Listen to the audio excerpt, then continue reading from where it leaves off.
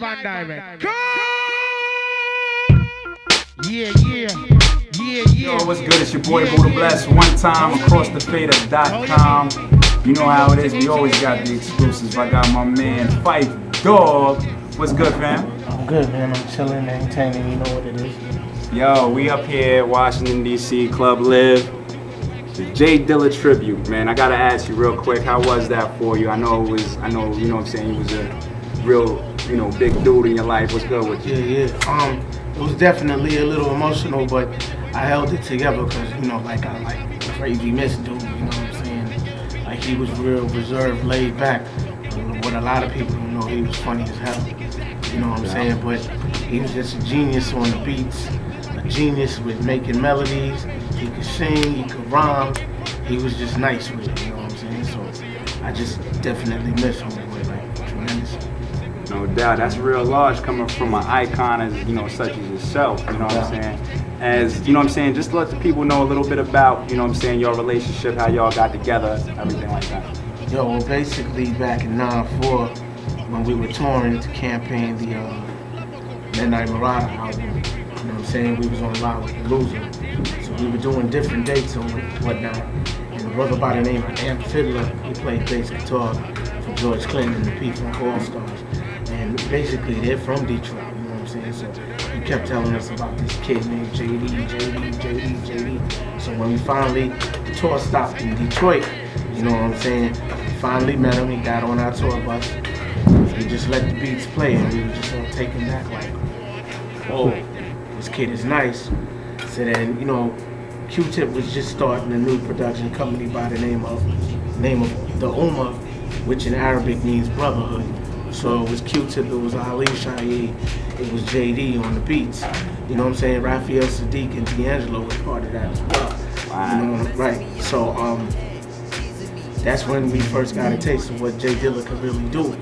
And he was just cracking cats on the production end of things. And then of course Slum Village came through and then they started popping off with that. So that's basically how it began. And the rest, as they say, is history. No doubt. So as far as with Tribe, we know he did a lot for Tribe. As far as in your opinion, what has he meant to Tribe Called Quest? He's meant a lot to a Tribe Called Quest because we never let a lot of people do our stuff or produce for us. It's not that we didn't like other people doing it. We just felt like what we were doing was pretty hot at the time. So we wanted to keep the formula, type stable or whatever. That's an understatement, by the way. Within the family, you know what I'm saying? Right. But JD was so ill, he was like, okay, let's cut the strings a little bit. Because if you really look back on Low End Theory, the only person other than ourselves to produce tracks was Phife Dawg. And then on Midnight Marauders, Large Professor did a joint. Big up to Large Pro. Phife did another joint in Midnight Marauders. And then on Beats Found in Life, Rashad Smith did the hop. You know what I'm saying? But it was always mainly a Tribe Called Quest. You know what I'm saying? But once J Dilla came, he was all over Beats Found in Life. He was all over the Love Movement. A lot of people couldn't deal with the switch up. Or, we were throwing a little curveball at them at the time. They couldn't deal with that. They just wanted us to throw it right down the pipe as usual. But in life comes change, and change is good. But to them it was like, oh, what's going on with my tribe? You know what I'm saying? They didn't really want to give it a chance. But now they know J Dilla was that dude. Because they saw the work he did with Busta, Pharcyde, Erykah Badu. The list goes on. You know what I'm saying? No doubt. I ain't going front. I was one of them cats like, yo, where's Low End at? You know what I'm saying? I'm looking for that. But you know what I'm saying? Y'all switched it up. And it's just like with Nas, everybody's looking for Illmatic still. Of course. You know what I'm saying? But I'm saying, dude was like, what, 18 when he did that album?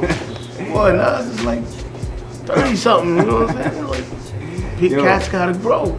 No doubt, and we glad that y'all did, you know what I'm saying? Because for real, y'all helped hip-hop grow, you know what I'm saying? A lot of cats, we gotta attribute that to y'all. Appreciate you know what I'm saying? And speaking of change, you know what I'm saying? As far as, like, upcoming things, I know it's hard to get you out, you know what I'm saying? So it's good to see you around. Actually, it's not hard to get me out. Oh, okay. It was just that the last 4 years, I was dealing with my health issues as a diabetic.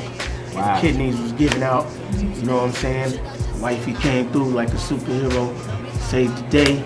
gave me a kidney, so now I'm back on my Grizzly like never before, you know what I'm saying? So I got a production company by the name of Rhythm Kids, like Rhythm. I'm a true Trinidadian. No doubt. 300%, if not 4.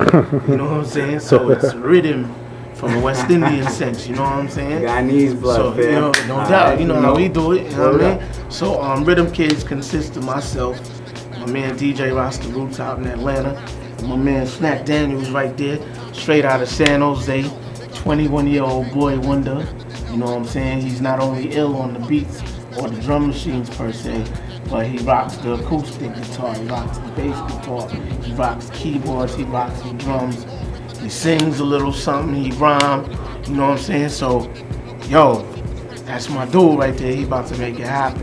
No doubt. You know what I'm saying? And then the record label is called Smoking Needles Records, and then we're working on his album right now. I'm about to work on my album eventually called Songs in the Key of Phife, Volume 1. Wow. Cheryl's Big Son. Done no red, black, and white. You know what I'm saying? What up? So, we making it happen. That was my question. I was gonna ask, what's coming up? And starting in October, I will be an assistant basketball coach for the South Kent all-boys prep school in South Kent, Connecticut. So y'all know what it is with the sports. I got it on lock. Stan Van Gundy ain't got nothing on me. You know what I'm saying? We about to make it happen. Do the damn thing.